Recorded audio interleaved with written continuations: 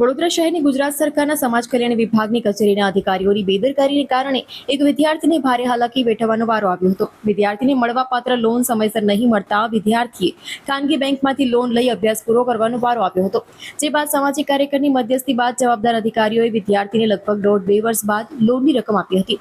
વડોદરા શહેરમાં રહેતા સૌરવ સોલંકી ધોરણ 12 વિજ્ઞાન પ્રવાહની પરીક્ષા ઉત્તીર્ણ કરી વધુ અભ્યાસ અર્થે સિંગાપોર જવાનું આયોજન કર્યું હતું। જે માટે ગુજરાત સરકાર દ્વારા અનુસૂચિત જાતિના વિદ્યાર્થીઓ માટે 15 લાખ સુધીની શૈક્ષણિક લોન અપાતી હોય છે। જે લોન માટે સૌરવે પણ વડોદરા શહેરની અનુસૂચિત જાતિ કલ્યાણની કચેરીએ અરજી કરી હતી। ત્યારે કચેરીમાંથી લોન કરવા માટે 6 મહિના જેટલો સમય લાગતો હોવાનું જણાવવામાં આવ્યું હતું।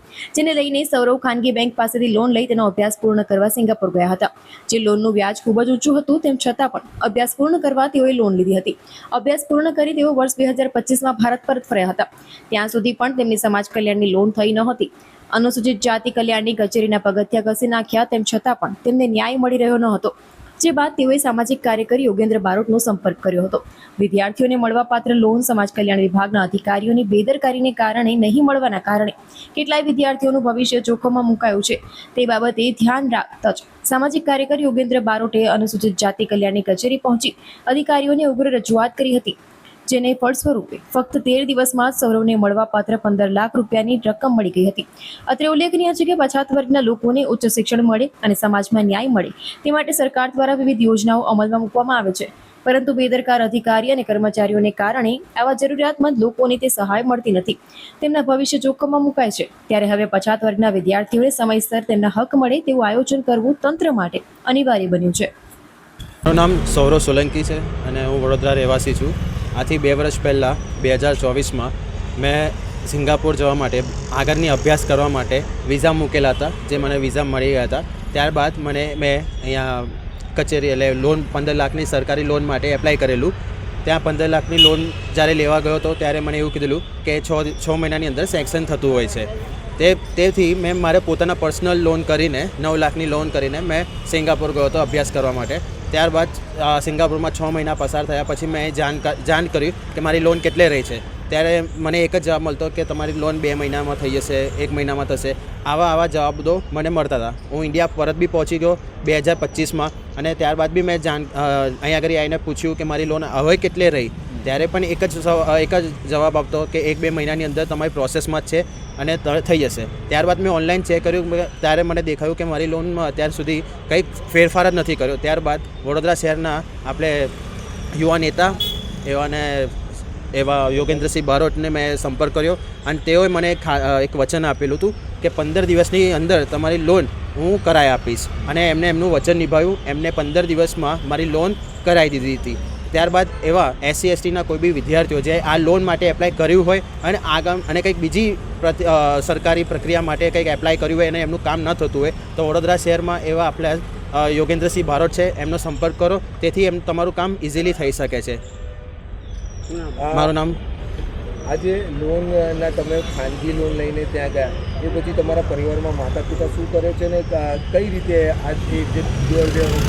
મારા માતા પિતામાં મમ્મી ઘર કામ કરે છે અને પપ્પા એક સાધારણ નોકરી કરે છે GIDCમાં, મંજુસર GIDCમાં। તો આ હપ્તા જે હતા જે તમે ખાનગી લોન લઈને ગયા હતા એના કઈ રીતે ત્યાં સિંગાપોરમાં પોતે જાતે અર્ન કરીને હું અહીંયા ઇન્ડિયા મોકલતો હતો અને મારા મા બાપનું મતલબ લોન ભરે તકલીફ પડી છે, ઘણી તકલીફ પડી છે। તેથી મેં આ સરકારને એક જ વસ્તુ કહેવા માંગીશ કે એવા કેટલા ઘણા વિદ્યાર્થીઓ હશે તેવું જોડે ન કરે એવી મારી એમનેથી એક અપીલ છે। 2024માં સિંગાપુર જવાનું હતું સૌરવભાઈ સોલંકી, જે તેમને વિઝા મળી ગયા હતા અભ્યાસ માટે।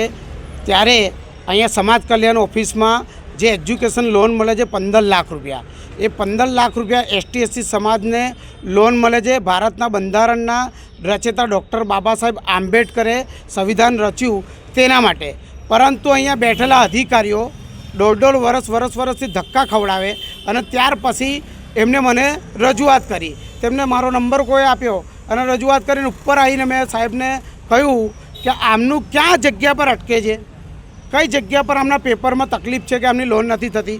ત્યારે સૌરવભાઈ જાતે એમને પર્સનલ 9 લાખની લોન લીધી અને અભ્યાસ માટે સિંગાપુર જતા રહ્યા। સિંગાપુર જઈને આવ્યા પછી પણ 6 મહિના ધક્કા ખાધા, તેમ છતાં તેમની લોન અહીંયાથી એપ્રુવલ ના થયું અને મારો કોન્ટેક્ટ કર્યા પછી સાહેબને મેં મારી ભાષામાં એટલે કે કાયદાની ભાષામાં તેમને કહ્યું કે કેટલા દિવસમાં એમની લોન મંજૂર થશે, ત્યારે 15 દિવસની મુદ્દત આલી કે યોગેન્દ્રભાઈ તમે અહીંયા કોઈની જોડે કોઈ અધિકારી જોડે માથાકૂટ ના કરો અને કોઈને રજૂઆત ના કરો, 15 દિવસમાં તેમના એકાઉન્ટમાં 15 લાખ રૂપિયા આવી જશે. તમે નહીં માનો 13 દિવસમાં તેમના એકાઉન્ટમાં 15 લાખ રૂપિયા આવી ગયા. તો ભાઈ તમને કોઈ રજૂઆત કરે ધારદાર ત્યારે જ તમારે કામ કરવાનું. તમે ઈમાનદારીથી સરકારી કચેરીમાં નોકરી કરો છો, પબ્લિક સર્વન્ટ છો, લાખ લાખ રૂપિયા તમે પગાર લો છો. આવી જ રીતે જો તમે હેરાન કરો કોઈ પણ વિદ્યાર્થીને તમે આવી રીતે હેરાન કરો એટલે બિચારો પડી ભાંગે કે હવે મારા અભ્યાસ કરવા માટે જવું જ નથી, લોન જ નથી થઈ તો આવી રીતે લોકોના અભ્યાસ રોકાય અને લોકો માનસિક રીતે ડિપ્રેશનમાં આવે અને ST/SC છોકરાઓ છે, જે છોકરા છોકરીઓ છે, એમનું માનસિક સંતુલન છે એ માનસિક સંતુલન સારું ના રહે અને અભ્યાસ માટે અટકી જાય એવી વ્યવસ્થા ઊભી કરી છે. એટલે અધિકારીઓને કહેવા માગું છું, ઈમાનદારીથી કામ કરો અને જે તમને 15 લાખ રૂપિયા ભારતના સંવિધાનના રચયિતા ડૉક્ટર બાબા સાહેબ આંબેડકરે સંવિધાન રચ્યું છે ને ત્યારે તેમને 15 લાખ આપે છે. તમારા એકાઉન્ટમાંથી નથી આપતા, તમારા ખિસ્સામાંથી નથી આપતા. એટલે તમે મહેરબાની કરો અને આવા કોઈ વિદ્યાર્થી કોઈ પણ હોય વડોદરા શહેરમાં અને તમને કોઈ અધિકારી હેરાન કરે તો મારો કોન્ટેક્ટ કરો, 15 દિવસમાં જ તમને રિઝલ્ટ મળી જશે.